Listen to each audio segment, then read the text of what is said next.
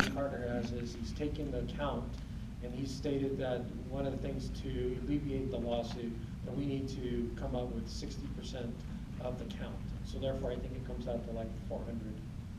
His number is about a little north of 400 is what he wants to see. The next question would be from that, then what right now could you actually enforce? As far as the, okay, La Palma and Magnolia, you put God knows how many times, I've passed by this one at 7:30.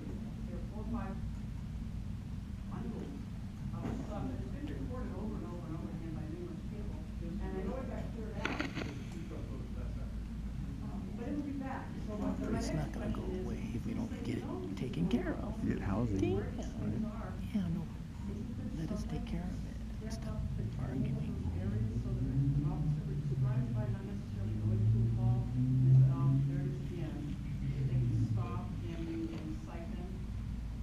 So, Solutions. no, it's a good question, and I believe me, I completely feel your frustration, although I'm not living next to it, so.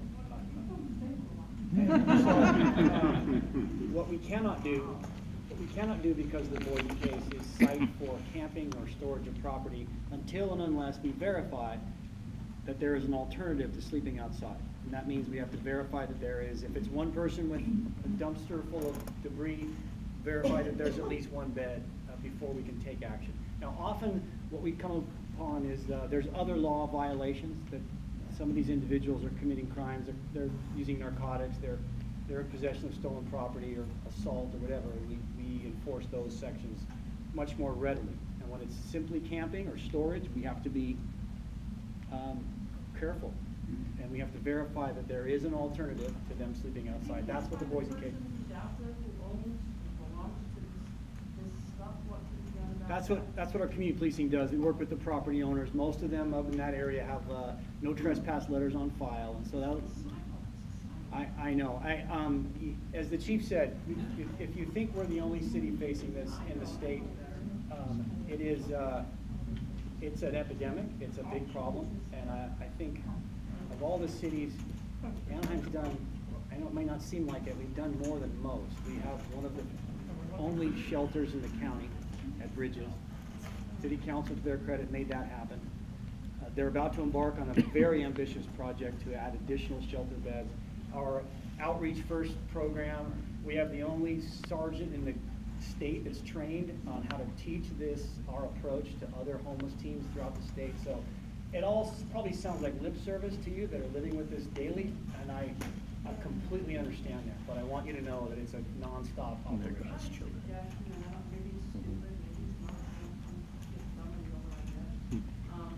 But I've talked to all kinds of law enforcement officers in other counties as well. I just spoke to some of you working in Bakersfield, and he said it's the biggest problem over there as well.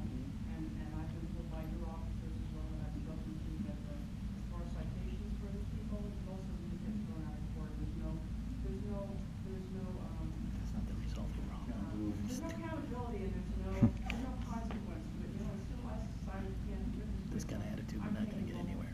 Why is it that there's so many of these people who are actually able-bodied, okay? And they take their stuff around and they're physically capable. How, isn't there some way to instead of issuing them monetary citations, we issue work citations for them to help clean up the city instead of mucking up and pay. So the chief and I actually spoke about this today. We have our role and our responsibility in the criminal justice system, and then there's other components of that system that also have their role. And so another layer of our approach is going to be to ensure that each of those components is doing their part. Because if one of the pieces of the system isn't working, then none of it works. And so however these cases end up being resolved, there has to be an agreement among all components of our criminal justice system that they each do their part for us to really move the needle on this problem. Because if one isn't doing their job, you're absolutely right. Court judges are doing nothing about the citations, I understand, from the law, so how can it work if they're not going to be? No, it can. It can. It just has to be, there has to be an acknowledgement and an agreement that, all right, we're going to do things differently. Now there's sufficient shelter beds. Okay. Now, when we enforce, It can't just be with no consequences. There has to be probation, there has to be stay away orders and all those types of things. I'm sorry for being your ass, because we've talked to you a number of times. That's now you're time now. Chief, a lot of people here, written emails regarding the pot shops opening within 100 feet of a park. You know, what's going on with that? Do we have a source? How do you resolve that, other than us calling? Because I hear that again, call. But where and why are they even coming in if you need a permit and all that other stuff? How are they getting in under the radar? Well, they'll usually, seeing that I've worked in other locations where we've had this issue, they usually will come in under a different fictitious title, and that's how they'll get their business permit. And they will come in, and then obviously the citizens that live nearby will notice that the clientele is a little different, and then they'll give us a call. And then what we then have to do is we have to go out there and we have to prove and show that there's an actual dispensary there, dealing in marijuana, if that's what we're talking about.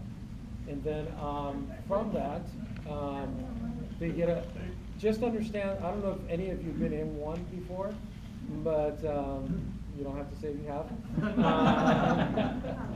But usually if you go and see one of these places, is what they'll do is it's fortified. They'll even have security there, but it's fortified, and for us to get in becomes difficult without a warrant. So that's one thing that sometimes, hold on for a minute, let me finish this off, and then and so that becomes really problematic. So we'll send somebody in there to do a buy. An undercover individual will go in and will do a buy. Once we get the buy, then we take a community governance model. We'll work with code enforcement, we'll work with planning and building, and then we will try we'll get their electricity turned off. So we'll do that. But these individuals make so much money that they have a nice generator they'll bring in. We've taken, after we've gotten them closed down, now what we're doing is we have security that will come and sit on the property. So we've taken even an additional step, but we have to first go in there and do an undercover buy, and then we have to go through the process. Once it gets done, we can close them. Then we bring in this additional resource that we have, which is a private security company that will sit on the property, because we know what happens. Usually we go through this circle, and because they make so much money, for them taking that ticket and getting a citation, they'll get started again. And so what we try to do is not get them to get started again.